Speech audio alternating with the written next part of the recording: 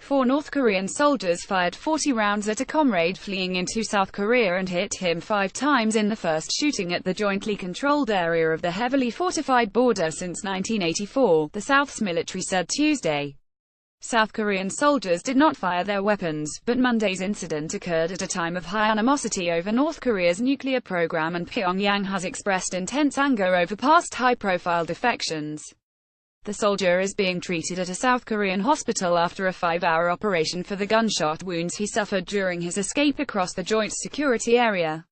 His personal details and motive for defection are unknown, and his exact medical condition is unclear. South Korea's military said he suffered injuries in his internal organs but wasn't in a life-threatening condition. But the Ajoou University Medical Center near Seoul said the soldier was relying on a breathing machine after the surgery removed the bullets.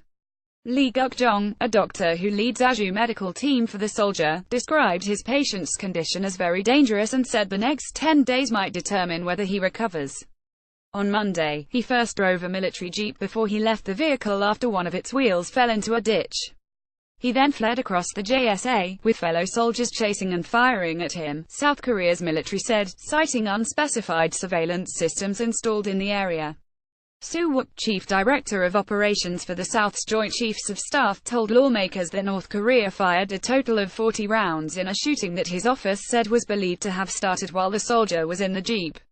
The soldier was found beneath a pile of leaves on the southern side of the JSA, and South Korean troops crawled there to recover him. A UN command helicopter later transported him to the Ajoou Medical Center, according to South Korean officials. The North's official media HASNT reported about the case, but it previously accused of Seoul of kidnapping or enticing its citizens to defect. About 30,000 North Koreans have fled to South Korea, mostly travel via China, since the end of the 195,053 Korean War. The JSA is jointly overseen by the American-led UN Command and by North Korea, with South Korean and North Korean border guard facing each other only feet apart. There are a cluster of blue huts straddling blocks of concrete that forms the borderline and other building in the area.